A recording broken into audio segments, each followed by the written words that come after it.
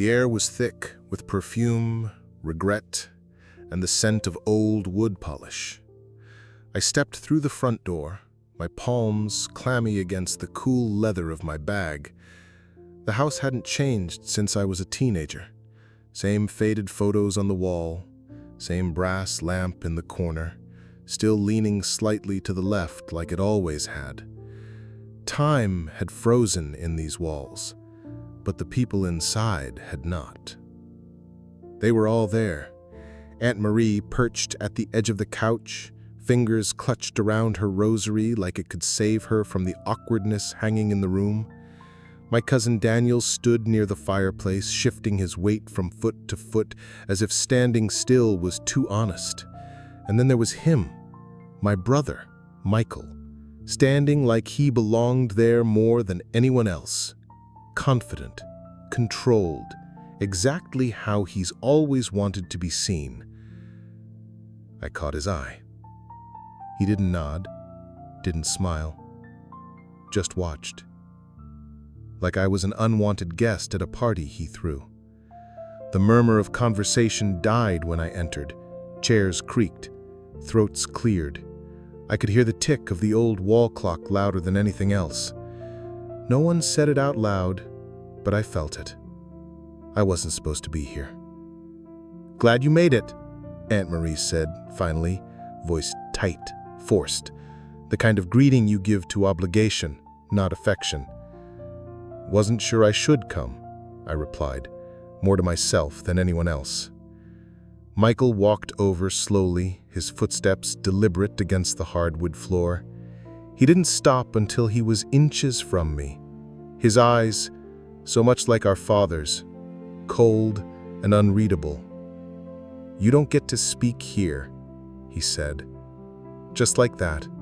No hello, no small talk, just a verdict. For a second, I didn't react. I wasn't sure if I'd heard him right. But no one corrected him. No one gasped. They just looked away, pretended not to notice. "I'm here because they said everyone should be," I managed to say, my voice too steady to match the sudden tremble in my spine.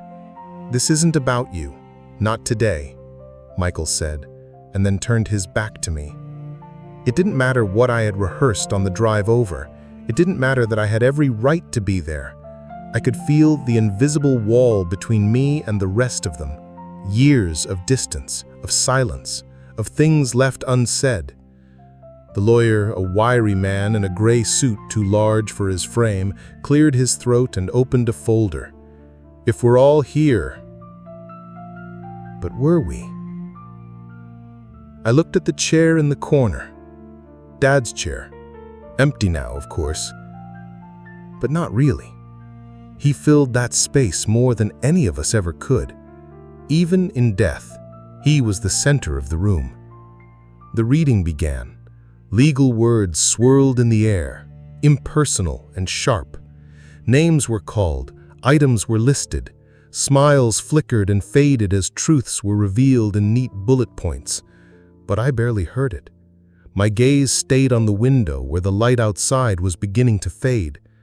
I thought of the last time I'd been in this house, 2 years ago.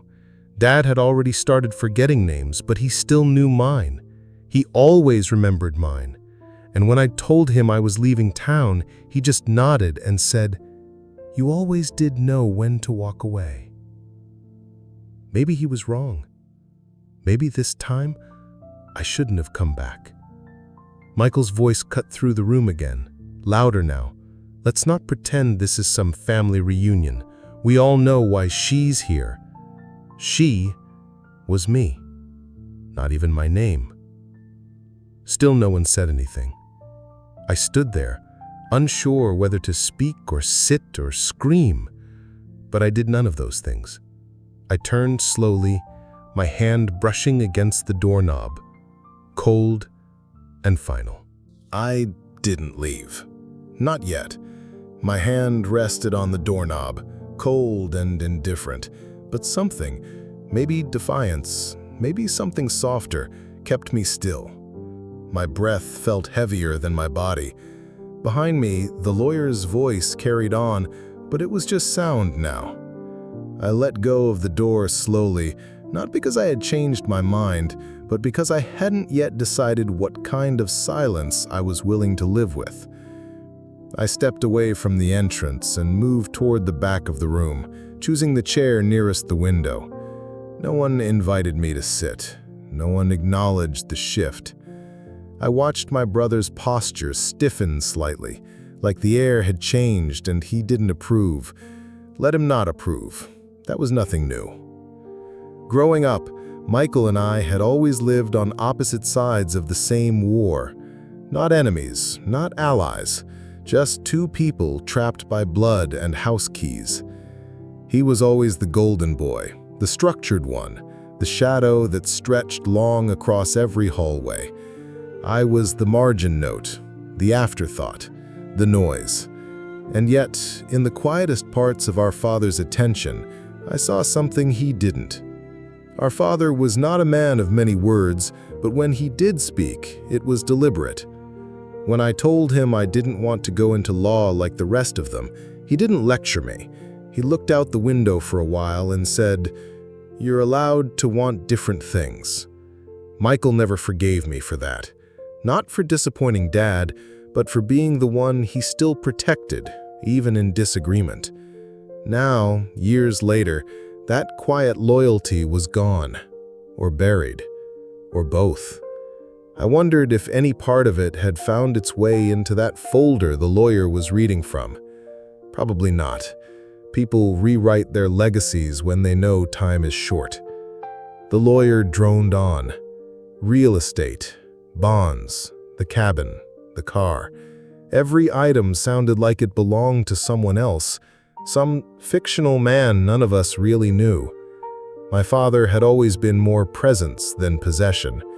The silence in the room now wasn't just from grief, it was strategy, calculation, everyone wondering what part of the past might translate into inheritance. At one point, Michael asked a question, something about the division of assets tied to the company. His voice was clear, professional, polished. The room listened.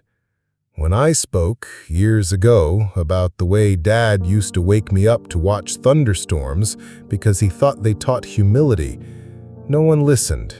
Not then, not now. I scanned the room, trying to read their faces. Aunt Marie's fingers never stopped working the beads of her rosary. Daniel kept checking his phone, avoiding eye contact. Everyone had their own way of managing discomfort. Mine had always been memory. I remembered the crack in the tile by the hallway that Dad never fixed because he said it gave the house character.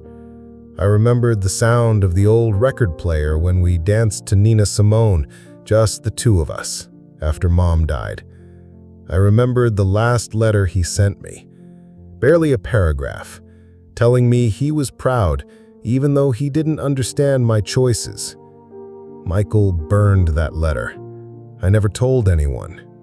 My brother's hand was now resting on the arm of Dad's old chair. He didn't sit in it. He wouldn't dare.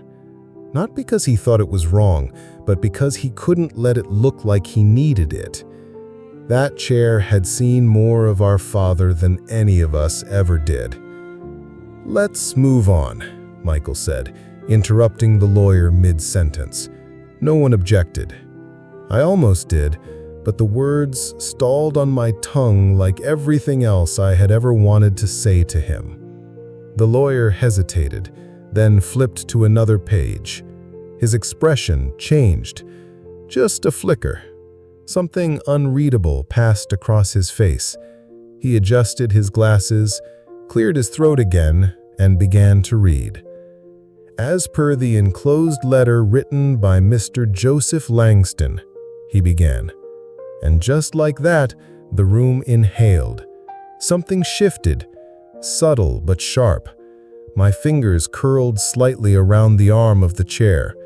I didn't know what was coming, but I knew, in the part of me that had always read between lines, that the storm Dad used to speak of was about to break. The lawyer's voice, once mechanical, now carried weight. "As per the enclosed letter written by Mr. Joseph Langston," he repeated, slower this time. Everyone was still. Michael's jaw tightened. Aunt Marie lowered her rosary. Even Daniel stopped scrolling. The lawyer unfolded a second page, his fingers slightly trembling, though it was unclear whether from age or what he was about to read. "To my family," he began. "If you're hearing this, I'm gone.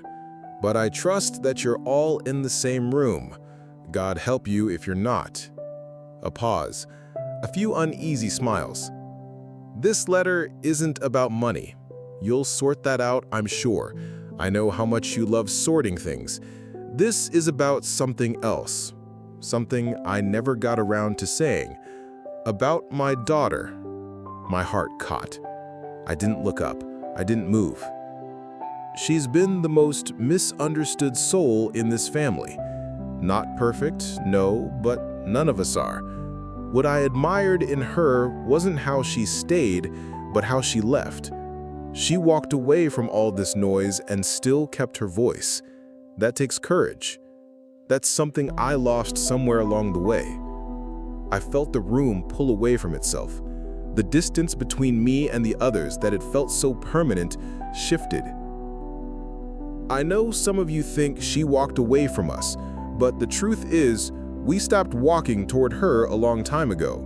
That's not her fault." Michael's knuckles went white against the edge of the armchair. He wasn't breathing. The room was. It was exhaling years of judgment, of closed doors and silent dinners. If you're reading this out loud, then you're in a moment of decision. You can continue pretending that silence is strength, or you can listen, really listen, to her. She has something to say. I don't know what it is, but I trust it's worth hearing. That was the end of the letter. It wasn't signed with love, just with his name, like he wanted it to be remembered as fact, not emotion. There was a long silence, not the kind I'd grown used to, the sharp, accusing kind. This one was different. It was space. Space that hadn't existed before. The lawyer folded the paper neatly, his job done, and sat down. I could feel their eyes on me, not all at once, not with intensity, but with permission. It was Daniel who spoke first. Maybe we should hear her. Simple, but it cracked the wall. Aunt Marie nodded, hesitant but real. Your father wanted it. Michael didn't speak. He didn't have to. I knew what it cost him to stay quiet. This was control slipping. This was the room looking somewhere else for direction. I stood, not because I had prepared something, I hadn't, but because when someone gives you your name back, you stand. I didn't come here to fight. I wasn't even sure I'd come inside, but I did, and I stayed, even when I wasn't supposed to speak. No one interrupted. Dad and I didn't always agree, but he never made me feel like I didn't belong. I glanced at the empty chair, even when I thought I did. Michael shifted in his stance. I didn't address him. I didn't have to. This wasn't about him anymore. I left because I had to find my voice. I didn't expect to use it here, but maybe that's what he saw coming all along. And for the first time, the room wasn't heavy with resentment. It was heavy with something else. Attention, presence, possibility. I wasn't invisible anymore. I wasn't unwanted. I was simply heard. I don't remember everything I said after that. The words came slowly, then all at once. Stories, memories, small truths that had nowhere to live until that moment.